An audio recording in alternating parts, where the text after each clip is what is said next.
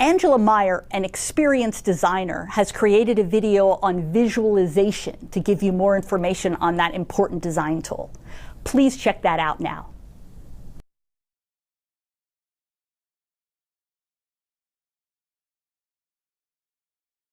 Visualization is a really core component of the way that we communicate, whether we're aware of it or not. When we're dealing with very complex problems, we're actually enacting a different kind of problem solving that has to bring in more than just logic. We're actually doing extrapolation. We're doing inductive reasoning. We're thinking about possibilities that we haven't yet seen. So that kind of imaginative work really has to be brought out by exercising and understanding that right side of our brain. So getting in the habit of doing visualization is actually a way of cultivating that side of our brain work. Visualization is really important for the process of design because it's actually a way of unlocking a different part of our brain. It allows us to think in a non-verbal way. It allows us to access parts of our brain, parts of our creativity that we might not normally be using in the course of a conversation. Most people will tell you, especially in the business world, that they are not artistic and they can't draw. Visualization isn't really about drawing, though. It's actually about visual thinking.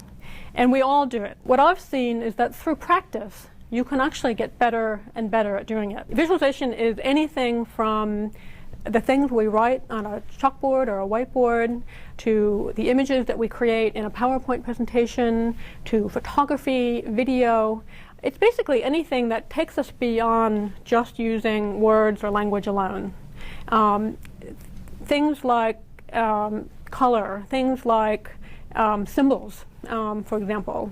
If you're looking at logos and the way that companies represent themselves as a brand.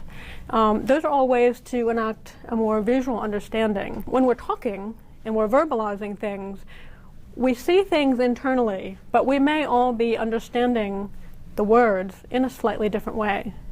The beauty of using visualization is that we can tap into a single picture. The more you begin to use pictures, the more that you begin to diagram while you talk and create a visual image for people of how you are thinking, the more likely you are to achieve a sense of agreement and consensus with people, the more you're likely to draw out conversation. In an environment where your ability to get things done and to solve problems is dependent on other people being able to understand you and align their ideas with yours.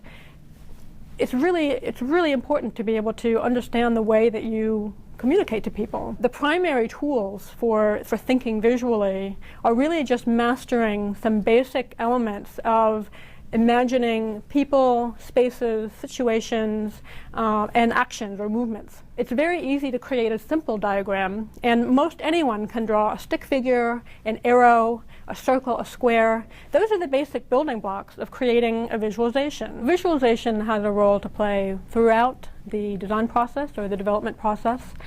Innovation itself has a rich and detailed development process that we have to follow, from beginning with exploration, moving in through pattern finding, kind of peaking with ideation, that's sketching, that's where we really think about the way that images come in, through prototyping, and then finally in the way that we pilot and scale. Visualization has a role to play in each one of those pieces. It's an incredible tool in that sense, in that we're using those tools, that part of our brain, at each phase in the design process. Designers use visualization all the time. It's not just something that has an application in one part of the process, but it has many ways of being useful at different parts of the process. For example, we might really rely heavily on photography when we're doing our exploration activities. So we're researching, we're trying to understand our users, we're looking at customers, we're looking at new user segments. Photography is a very rich way for us to understand that world, and not just the people themselves, but the contexts in which they live. And innovation is really centered on having a rich understanding of those contexts. So things like photography and sketching can be a very important way of capturing that kind of information. When we move on into pattern finding, that's where we start to think visually. So that's where we begin to take what we've learned in our exploration phase and we begin to synthesize it. And synthesis itself is a visualization process. When you get to concept development, visualization becomes incredibly key because concepts are literally coming out of your imagination. And your brain is creating pictures of something that doesn't yet exist. It's creating pictures of something that will soon be. The way that we might use visualization in that kind of situation is through sketching. We might use a whiteboard and work as a group and use sketching and diagramming to capture our thinking.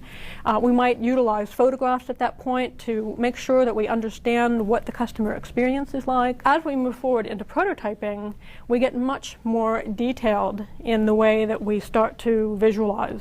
So we create very complex diagrams or maps of how we think the customer experience ideally is going to work. Pictures and images enable us to not only help people understand what it is we're trying to do, but to help really persuade them in the worthiness of that particular idea or the strength of that concept. So if I was introducing a new service and I was actually relying on a number of people in the field to be able to deliver this service to a set of customers, they need to understand exactly how I intend this to work. And I might use storyboards, I might try to create visual scenarios, but they need to understand what it is we're trying to do so that they can actually create an effective testing environment for that idea. The advice I would give to business people who were interested in improving their visualization skills would be shortly just to practice.